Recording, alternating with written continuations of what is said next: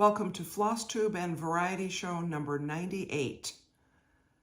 This is Friday, November 17th, 2023, and I'm Emily Williams in Chapel Hill, North Carolina. Thanks for joining me today. I have some cross-stitch to talk about, which is what Flosstube means, and I have something to talk about in the Variety Show. So I hope that you will enjoy what I share with you today. Thanks to you for joining. As I said, I think I have some new subscribers, which I appreciate. I love comments on the videos and appreciate that. I enjoy interacting with you. You know, YouTube makes it they very clearly defined the creator and the audience, and there is not a way for the audience members to talk to each other.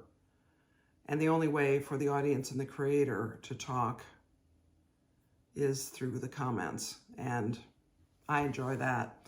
I appreciate that it's not possible for you to connect to each other. That is for audience members to connect to each other through other than the comments, which is a very public forum, because there are people not in the Flosstube community, but in other types of videos that I watch, who are not as, I would not want to necessarily have conversations with, but YouTube makes it difficult, which is good. But all that to say, thanks for comments to me and responding to each other connected to these videos. All right, enough blabbering. Emily, let's get on with it. Flosstube. I looked up. The last time I showed you this was in August, mid-August, September, October, 3 months ago. In 3 months, I've done 500 stitches, which is appalling. On Golden Kite, not on Golden Kite, my heavens. I always want to say that because of the movie On Golden Pond, which is a good movie. Golden Kite charted under the roof of blue Ionian weather, which is one of my 2 full coverage pieces that I'm doing right now. And I have done 500 stitches, as I said, which even if I showed you before and after, you wouldn't be able to tell. But the main thing I've been doing is trying to fill in the individual stitches up in this area and in the face head of that woman. Because every stitch matters. Every stitch is a stitch toward the completion of this. And if I'm going to complete it, I need to complete all the stitches. And I want to complete it, I've now decided, by the end of 2025. In order to do that, I have to stitch about 1,400 stitches a month. And that even gives me, say, a December off. But it is really something, isn't it? And I'm just over halfway. I am halfway finished. Might even be more like 54% finished. And you can't really tell because a lot of the thread is the same color as the fabric, but there's quite a bit of stitches still lacking down in that area. But my goal is to work up here, because this is the annoying high confetti area. I mean, the whole thing is high confetti, really, but especially these people in this section, and sort of fill it in up to about this area, this section, and then go down and fill in down here and pick up all the individual stitches that I can that are out on this section, and then move my gridding down.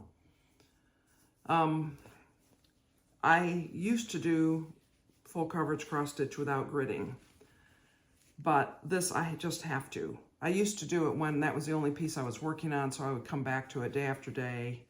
I would be working on the same piece, and I would have a lot of kinesthetic memory of where I had been working and so on. Also, I never used blended threads before. Blended threads means that there are even more similarities from one stitch to the next in a confetti area, and it's much harder without gridding to be able to find where I'm supposed to put the next stitch. So I take the time. It does take quite a bit of time to do the gridding, but I do take the time. And a lot of people use Easy Grid. You can get Aida or 25 count even weave with the gridding printed on it in a water-soluble ink. And I have seen on Facebook, people have trouble getting that gridding out. But then I've also seen if you follow the manufacturer's instructions, there is no trouble. So I don't know, but I gridded it myself with filament, fishing line type stuff. Anyway, Mathilde from Hands Across the Sea. This was in the Letters from Europe, the red box from the birthday era, birthday box. And I'm not finished, but I mean, really, nearly, let's say nearly. This is 20 count, Just the Ticket by Tabby Cat, Aida, it's Aida. So it's equivalent to 40 count linen. And I finished on the very bottom there, I finished the motif down there and started the next one, our border design. I have 2.5 flowers worth still to do in this. And then I have this big leaf thing. That's all. Then it will be done. I will finish it before my next video. I just will. Now, the thing I haven't decided is where, if anywhere, I'm going to put my own name. But what I might do is I have some light brown 103. This I'm doing, by the way, in 103 silk. But I have some light brown that we'll just see how it goes in there. I might just sort of single stitch my initials at least and 2023 down there underneath that border piece. I could do that. I'm not sure I would want to do it in red or blue. I think it would detract from the reproduction sampler aspect of it. Here's another one I haven't shown in a few weeks. Sampler 193 by 2x2 Stitch Art. And this is actually the chart, but I defy you to read it. There is no cover photo, so to speak, on this. And as you see, it's a big square. And it's been a while, several weeks since I've shown it, but here I am. I've been working up in this area. More than half done. I used to guarantee that I would work on that every week because I would work on it while I was doing something that required some of my attention. That is, watching something on television that required some of my attention. But the past couple of weeks I've worked on Mathilde, actually. This is 16 count white Aida, and it's 777 is the DMC floss. Hannah Campbell, 1838. This is another Hands Across the Sea chart. And I didn't actually do much on this, but it took some time to do the small amount that I did. So this is the whole thing. Yeah, you can see it's a pretty see-through. This is 36 count Ballet Slippers by Fox and Rabbit. It has a little pinkish tinge to it, but it's sort of a pinkish brown. I would not call it pink, but I think it looks really nice with these threads. So what I did is I started this inner cartouche border thing here because I needed to have it so that I could place these over one letters. So I did some of that, and then I put the B in, and I had to take out a few stitches of the B, and let me tell you, that's a challenge to take out over one. So I'm doing this this is 36 count linen. I'm doing it in a Soie for the over two part, and that is Soie d'Argent is what I mean. And then the 103 for the over one part, which so far we have 2 letters, and we have this bird in the over one. And full crosses for everything. I love working on this. It does take, the over one takes concentration. That is not for watching football, but I really do enjoy working on it. And having gotten it out, I'm sure I'll work on it again before I make another video. So I'm way up here, just in this section. And my thought is I'm going to continue this and finish this little inner border so that obviously one at a time, but so that bit by bit, so that every few days, or maybe whatever, every day, I could put in a letter of the over one. And then there's an over one alphabet in that section and some numbers in there also. So once that is done, that's most of the over one. I mean, I guess that probably is an over one alphabet all the way across the middle. Her name is probably over one. This verse is probably over one. Yeah, I guess there's more. There's a lot of tiny little over one birds down here. But the key is just to do a little at a time, because it's harder and takes more time than the other stitching. It's harder to see. I definitely need my big magnifier to be able to do it, but it's fine. Yeah, so that is the cross stitch I have to show you that I've actually worked on. In terms of my thoughts for the coming time period, Mathilde, I'm going to finish for sure. I'm going to do, this weekend is the third weekend of the month, so it is the Nativity Sal weekend that at least Leslie and I are doing, and I welcome any of you to do it. Our thought is that we're going to stitch Christmas-themed cross-stitch the third weekend of every month throughout the year, not just in the panic leading up to Christmas. So I'm actually between projects right now. And in order for something to qualify as Christmas-themed, it needs to have something to do with Christmas, you know, the nativity itself, Nativity Sal, or Santa Claus, or something like that. So I have something I've sort of designed in my head that I want to do for a friend, which I need to get down on paper, or at least start stitching and start laying out, maybe dynamically as I go. And that is Christmas themed. So probably I should give some thought to that and maybe get it started this weekend. I know what it's going to be, and I'll show it to you next time. I also have another Christmas piece, two other ones that I have that I want to stitch. But I'm not sure I'm ready to start them because they're more sizable. I might wait and start them in January because there are 2 third weekends still before Christmas this year. So conceivably I could, maybe I would start one of them the third weekend, the weekend before. How do the dates fall in December? Let me just look at a calendar. December, 1, 2, 3. Yeah, the 16th is the third weekend of December. So there is a third weekend before Christmas. So I could theoretically stitch something that weekend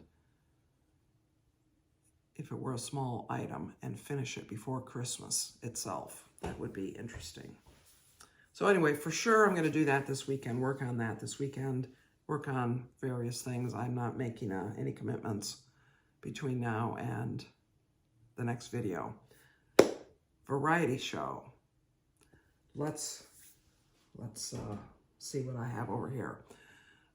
So game, you've probably noticed that I do like games. I have been accused of being a game collector, which might be true.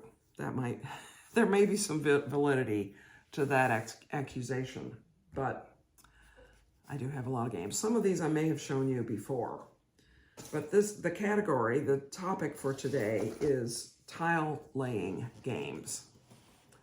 And by that I mean games where the part of the game, at least a significant part of the game, involves tiles that are laid on a board. And Settlers of Catan, or Settlers of Catan, how are you supposed to say that?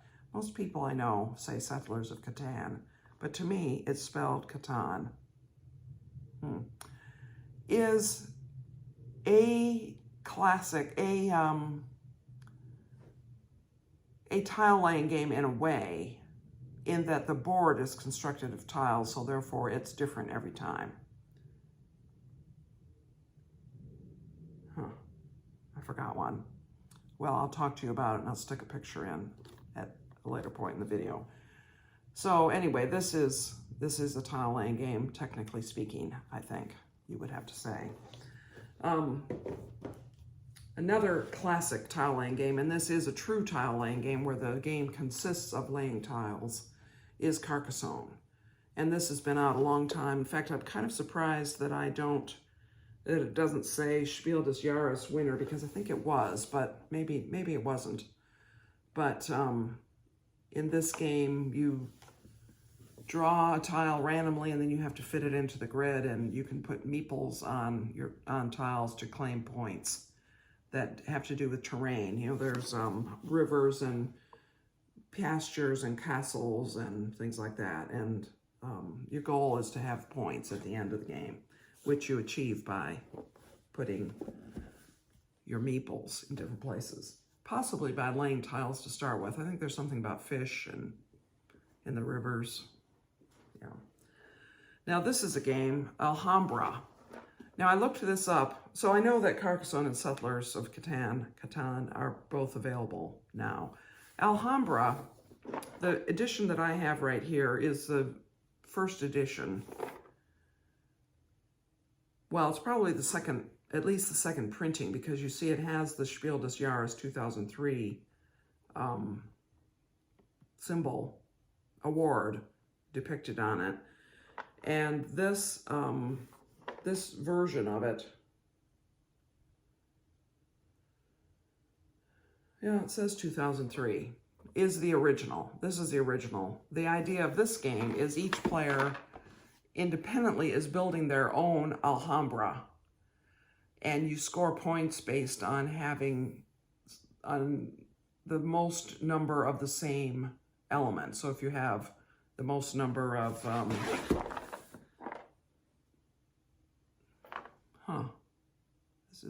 pavilions or towers, or it's interesting, the back of the box is pictured in German. I can't really read these these words.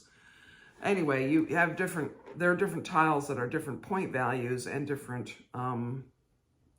types of tiles. So you want to have your city of Alhambra be the best one.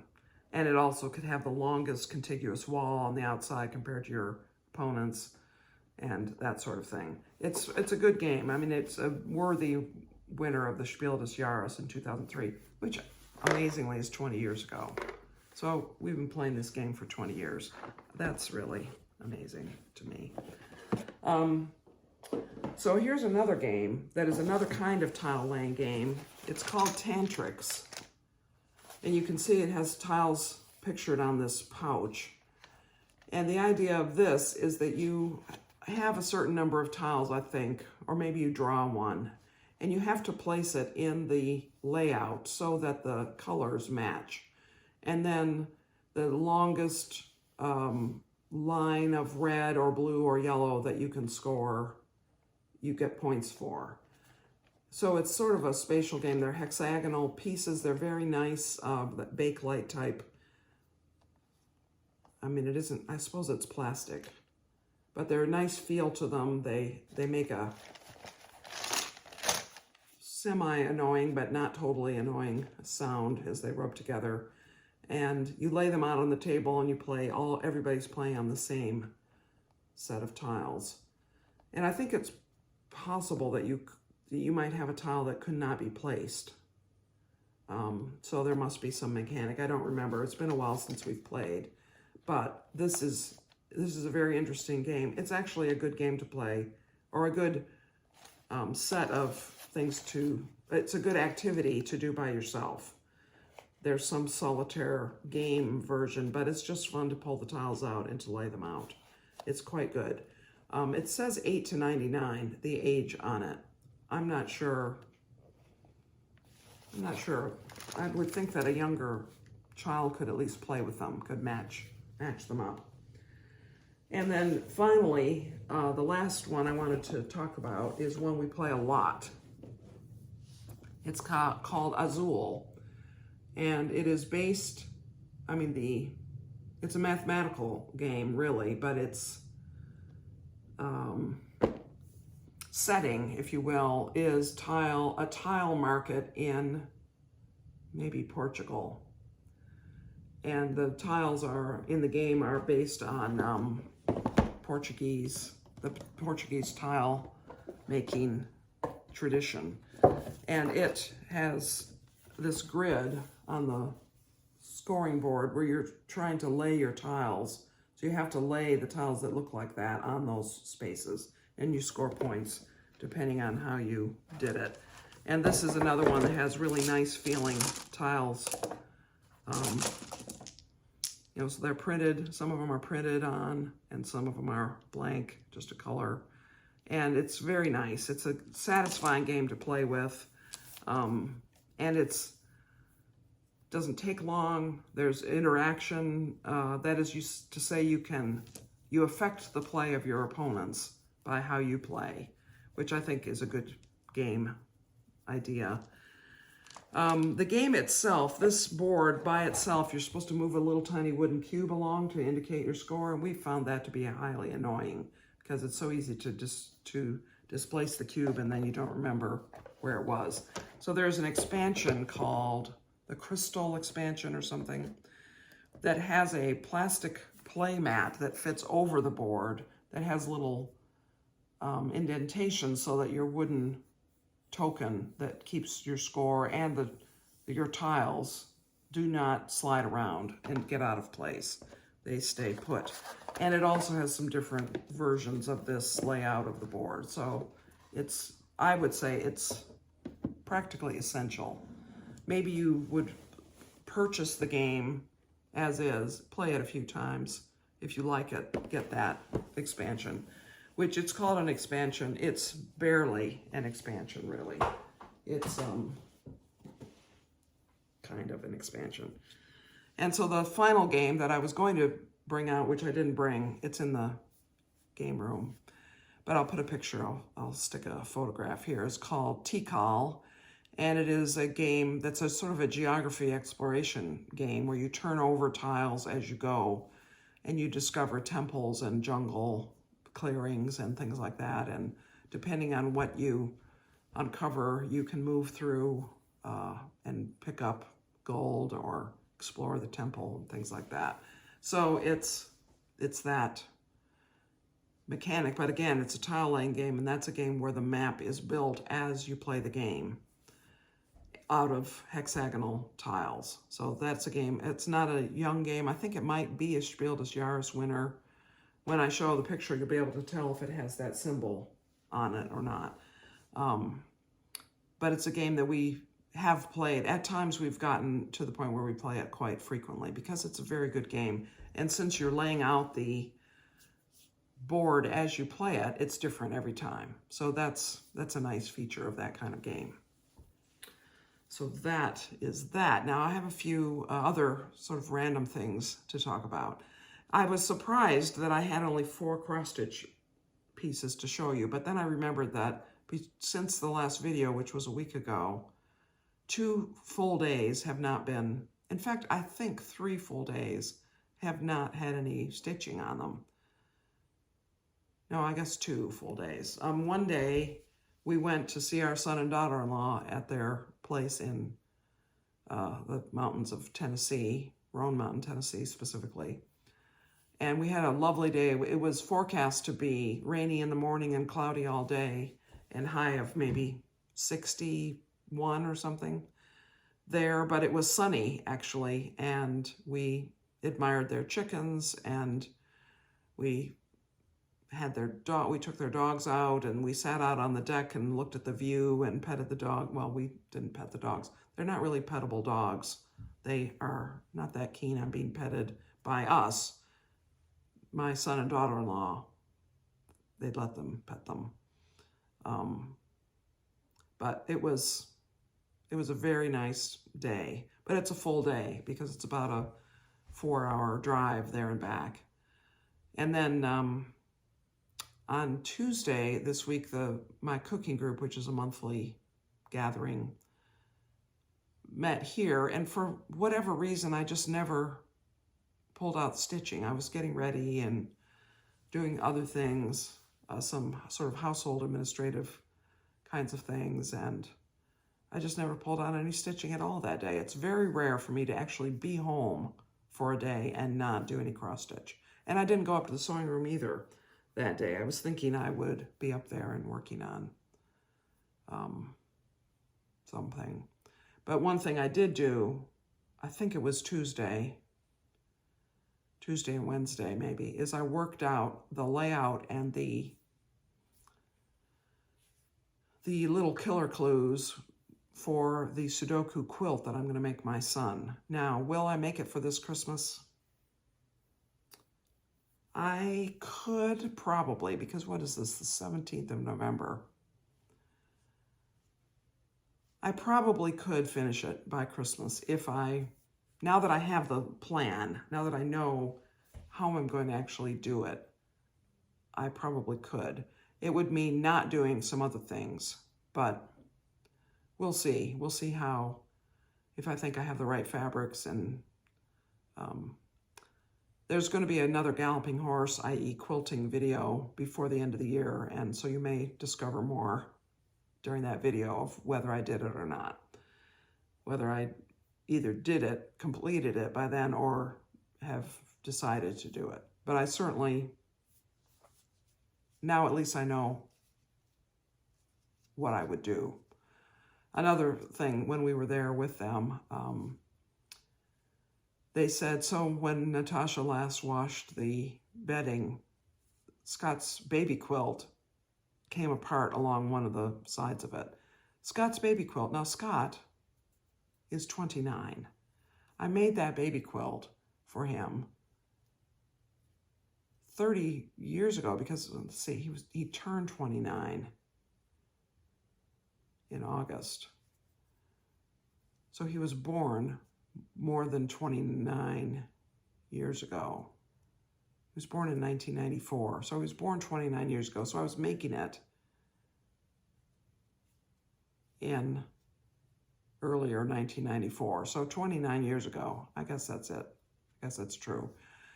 I mean, it's very simple. It's mostly just 6-inch squares of colorful fabric on the front and black and white cow looking fabric on the back.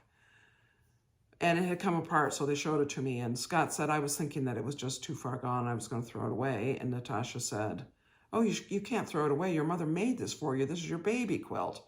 And I said I was impressed that he still had it at all. And I thought it could be repaired. So that is something I'm going to give some thought to. Again, if we do a galloping horse video, I'll say when we do a galloping horse video later in the year, you will see whatever happened about that, I imagine. It can be repaired. It's, 29 years old. It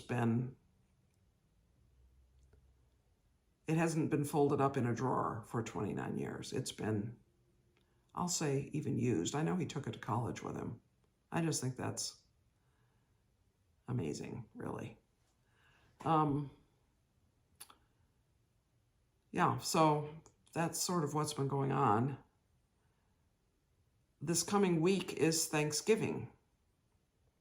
We will be going down to my husband's family gathering in South Carolina. There'll probably be about 35 people. I think probably most of the family units will be represented by at least somebody.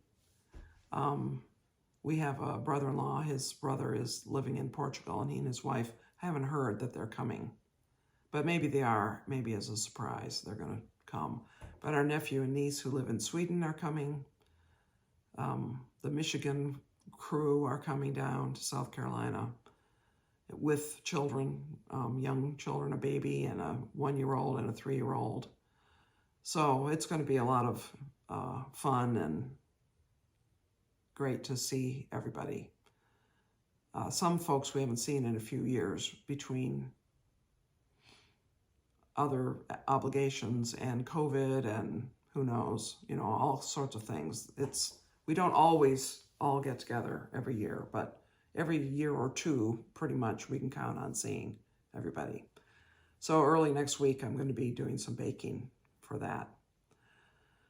And I will not be making a video next Friday. It's the day after Thanksgiving. We will probably be home, but the week will have been busy, and I have plans for that day. We usually decorate our house the Friday after Thanksgiving or the Saturday after Thanksgiving. So we'll be doing that, and there's some other things that probably I'll be doing that day. And just because it's a busy week, I won't be doing much cross-stitch or any other craft. So I just don't think I'll have enough to say nor enough time to make a video. So not next week, but definitely the following week, which will be December 1st. So, and that will be, amazingly, my 99th Flosstube and Variety Show. Yeah. I have some ideas. The following week after that, or the following video after that, which I think will be the 8th, will be my 100th one, which I have some ideas about what I might do to make that one, to mark the milestone of 100 videos. And you know, folks, without your watching these, there wouldn't be 100 videos. And without your comments and your interaction, your interest, I appreciate it very much. So thanks for watching. I hope you will have found something interesting, and the games I showed are available. You can get them in various editions, not always in the same edition that I showed, but in various editions. And I hope you have a good stitching week, a nice Thanksgiving, that you'll find that upon reflection, you have much in your life to be thankful for. I think we all do if we give it some thought. And I guess that's all. Many blessings to you, friends.